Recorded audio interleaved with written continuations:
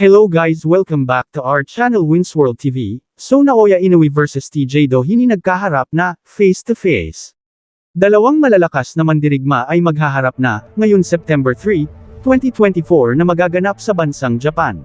Si TJ Doheny ay may edad na 37 years old, ngunit kahit medyo may kedaran na ay isa pa rin itong napakalakas na boksingero, na maski si 4 World Division Champion na si Naoya Inoue aka the Japanese Monster ay kayang-kaya pa niya itong mapatamba. Kailangan ma-knockout ni TJ Doheny itong si Naoya Inoue sa maikling rounds, dahil kapag ito ay umabot sa final decision ay tiyak papabor kay Naoya Inoue ang panalo.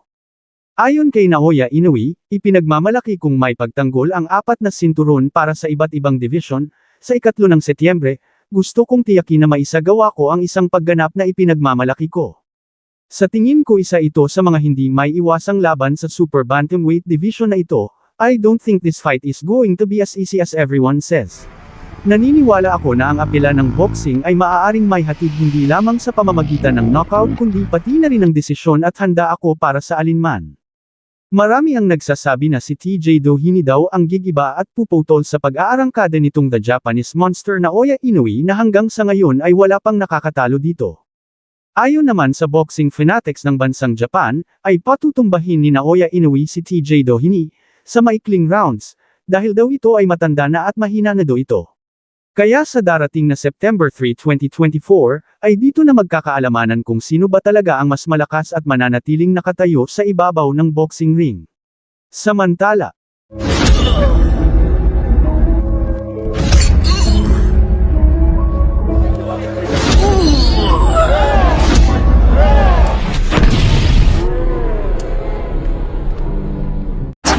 so ang mga pagpili ni Naoya Inoue ng makakalaban ay halos mahihina lang di umano at kayang-kaya niya lahat patumbahin.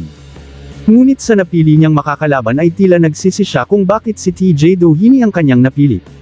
Si TJ Doheny ay may edad na 37 years old na tubong Irish, napili ni Naoya Inoue aka the Japanese Monster na makakalaban, na akala ni Naoya Inoue at ng buong team Inoue, na isa lang mahinang nilalang itong si TJ Doheny. Ngunit hindi nila alam na ito pala ay isa ring halimaw sa ibabaw ng boxing ring, nagtataglay si TJ Doheny na malabomba kung sumabog ang kanyang mga suntok, kapag ito ay tumama sa kanyang kalaban gamit ang isang super power bomb punch.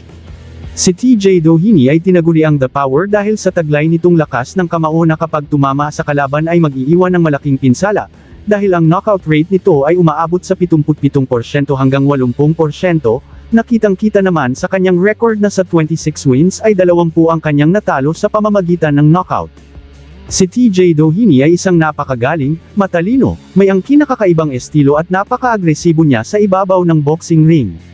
Dahil sa katangian na ito ay mabilis niya makuha at masira ang depensa ng kanyang kalaban na sanhi ng kanyang pagpasok sa depensa para madali na niya ito ma-counter-attack at mapatamaan. Maliban dyan ay meron pa siyang estilo na hindi mo makikita sa ibang boksingero at magaling ito magbasa at magdala ng laban, patungo sa kanyang bitag. Na kapag hindi mo mapansin ay unti-unti ka na palang mahuhulog sa kanyang bitag at maging sanhi ng kanyang pagka-agresibo para mapatamba ang kanyang kalaban. Kaya sa laban Naoya Inoue ay tiyak mahihirapan ang the Japanese Monster na matalo ito. Kung inyo pong maalala ang laban Naoya Inoue kontra Luis Nery ay pinatumba ni Luis Nery si Naoya Inoue sa pamamagitan ng left hook power punch, at tulad ni Luis Nery ay isa ring kaliwiti itong si TJ Doheny. Kaya sa pagpili ni Naoya Inoue ng makakalaban ay mukhang nagkamali siya ng pinili. Dahil sa tingin ng karamihan ay isang mahina at easy fight lang itong si TJ Doheny kay Naoya Inoue. Dahil isa itong malaking pagkakamali ni Naoya Inoue na kalabanan ang tinaguri ang The Power na si TJ Doheny. Ating panuorin ang mga naging knockout highlights ng laban ni TJ Doheny. Kayo na po ang humusga kung siya ba ay isang pagkakamali na siya ang pinili kalabanan ng 4 World Division Champion, na si Naoya Inoue aka the Japanese Monster. Dito lang yan sa Winsworld TV, let's go!